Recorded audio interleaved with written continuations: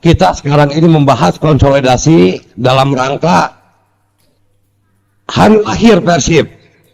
Berarti membuka tabir sejarah Persib. Hari lahirnya kapan? Perpindahannya dari Persib Gurame ke PT PBB. Alangkah dibuka juga itu MOU-nya semacam apa dan lain-lainnya sama Tatam. Terima kasih. Enggak, sebenarnya kalau mengenai penelitian yang dilakukan oleh Profesor Kunto dan timnya dari Unpad itu sebenarnya kan didasari oleh rasa penasaran, karena selama ini setiap tahun pada saat kita merayakan ulang tahun Persib 14 Maret 1933 itu kan selalu timbul pertanyaan, kita ini salah satu klub yang membidani Persib, PSSI. Sedangkan PSSI lahirnya adalah April 1930. Masa orang yang membidani lahirnya belakangan dibandingin yang dilahirkan, ya kan? Itu suatu logika sederhana yang selalu menghantui pikiran kita pada saat menjelang ulang tahun. Ini pasti ada sesuatu yang salah.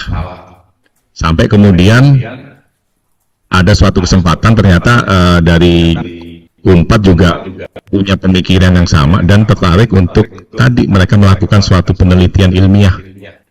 Kemudian didiskusikan kepada kita dan Gayung bersambut, ya kenapa nggak dicoba aja diteliti. Penelitiannya masih berjalan, tetapi kemarin kan di tanggal 17 Desember kita mengundang teman-teman media untuk menginformasikan dari tim peneliti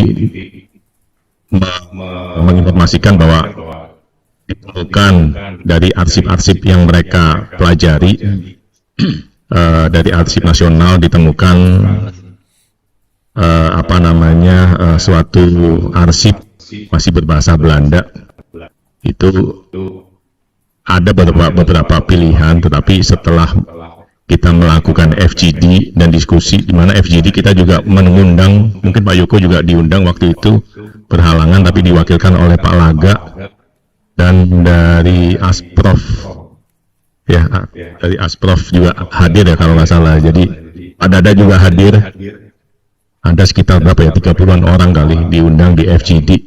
Itu dikupas mengenai hasil penelitian di bulan November kalau nggak salah, di bulan November itu dikupas mengenai hasil penelitian, dan pada saat itu peneliti menjelaskan bahwa mereka mengerucut ke 5 Januari, di mana itu yang diputuskan, sehingga sudah diinformasikan ke teman-teman media. Nanti mungkin ada event tersendiri untuk mengundang teman-teman yang lebih luas. Kemarin karena memang terbatas, memang buat media. Jadi prosesnya seperti itu. Penelitiannya masih berjalan sampai sekarang. Karena tadi kita ingin mengetahui sejarah panjang Persib seperti apa.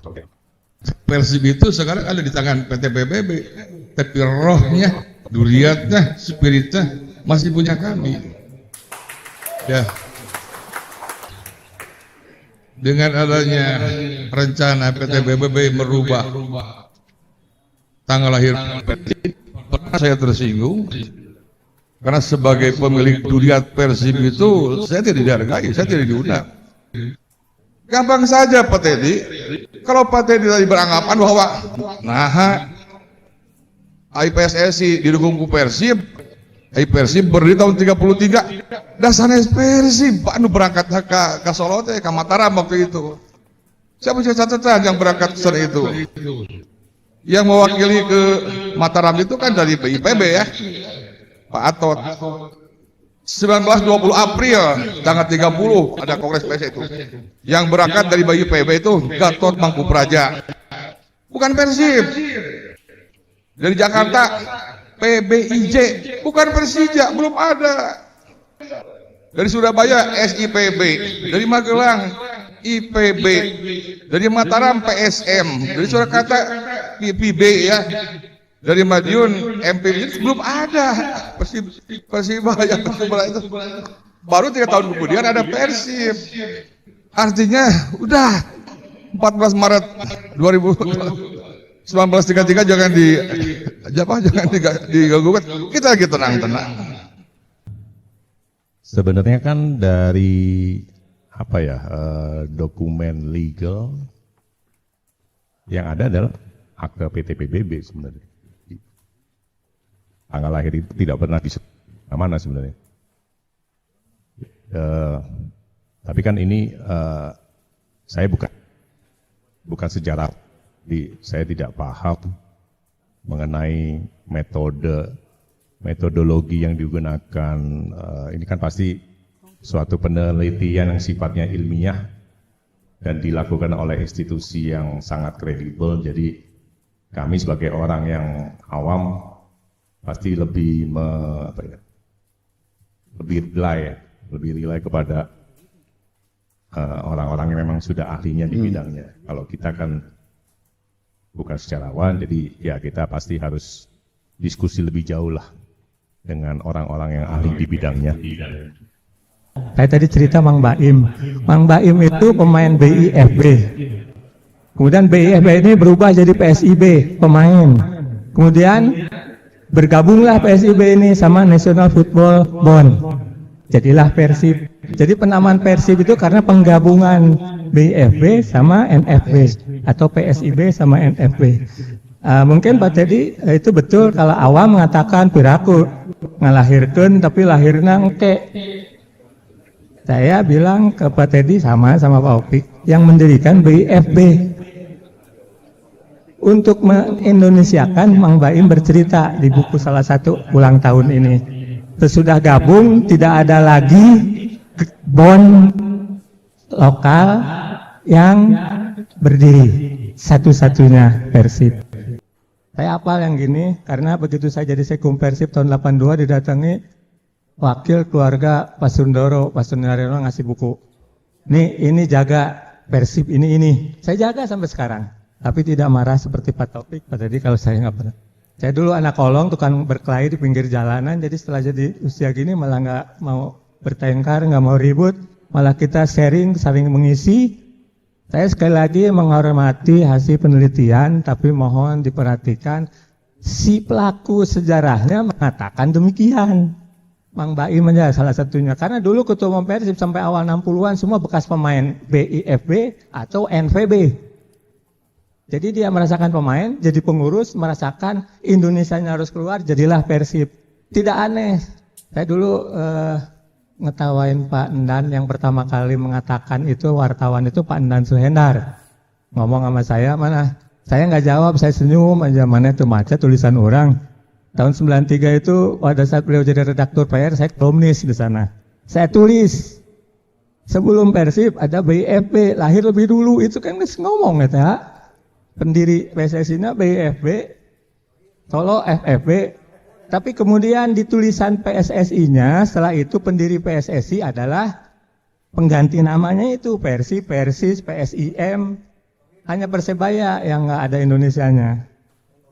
Sekali lagi saya sudah menyiapkan deskripsinya demikian, jangan jatuh juga tim itu UNPAD, sebuah lembaga pendidikan penelitian yang tinggi. Deskripsinya saya sediakan. Betul, Persib tahun sekian, tetapi organisasi pertama sepak bola di Bandung yang terorganisir rapi adalah BIFB yang berdirinya tanggal sekian. Kemudian berganti tahun 30 jadi PSIB, kemudian bergabung sama NPB, jadilah Persib, jadilah 19 Maret 33. Itu di kostum Persib zamannya Pak Sunaryono, Pak Obon dan lain sebagainya itu Persib aja.